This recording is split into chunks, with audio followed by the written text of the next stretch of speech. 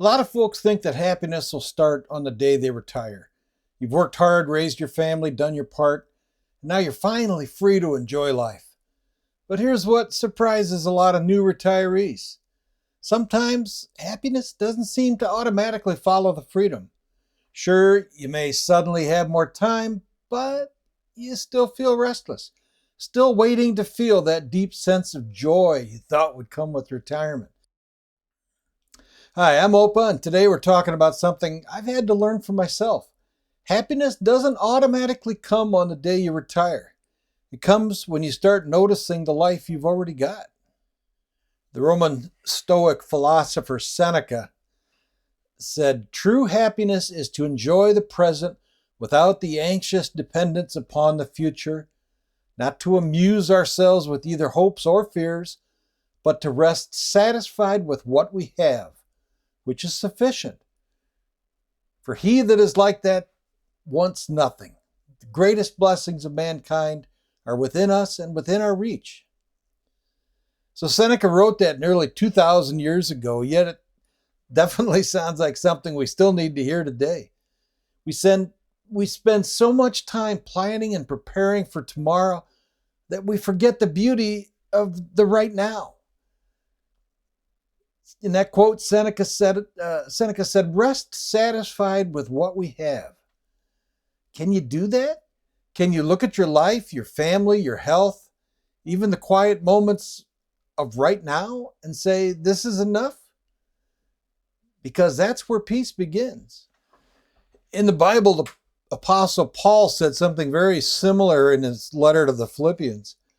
This is from the Good News Translation, Philippians 4, verses 11 through 13. He says, "And I am not saying this because I feel neglected, for I have learned to be satisfied with what I have. I know what it is to be in need and what it is to have more than enough. I have learned this secret so that anywhere, at any time, I'm content, whether I'm full or hungry, whether I have too much or too little. I have the strength to face all conditions by the power that Christ gives me." So you see, it seems even the Apostle Paul had to learn contentment. It didn't come automatically. And if he had to learn it, so will we, especially in retirement. Because this season isn't just about slowing down. It's about finally seeing the good that's been right in front of us the whole time. So we tend to think that happiness comes from big life-changing moments, the vacation to Hawaii, the big milestones in life, the goals that have been achieved. But happiness is more often found in just the ordinary things.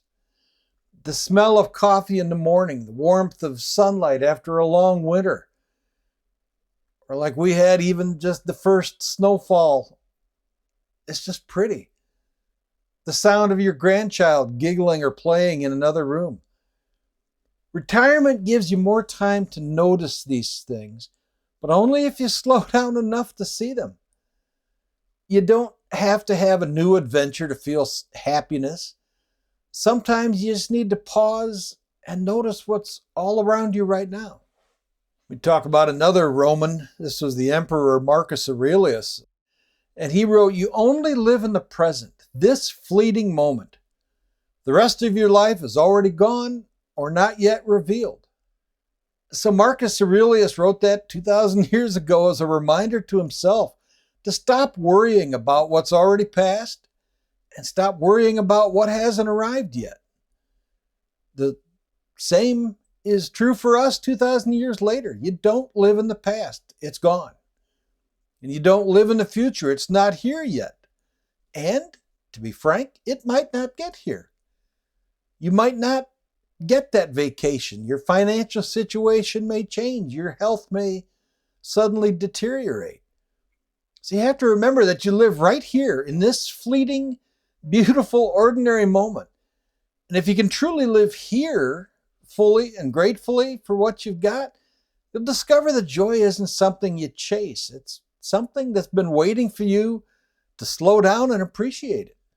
So the longer I live, the more I realize that peace doesn't come from getting everything perfect. It comes from realizing how much is already right. For me, it's a quiet morning with my wife, a simple meal, picking up my grandkids from school, playing silly games with them. And in those moments, I catch myself thinking, this is enough.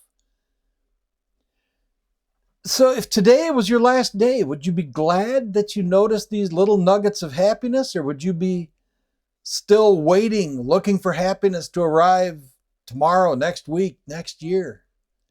So let's stop chasing happiness. Let's start living with it right here and right now.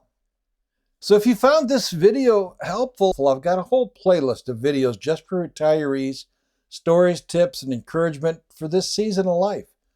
You'll find the link right up here on the screen or down in the description. I hope you'll check it out.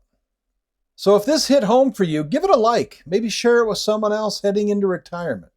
We're all figuring this out together.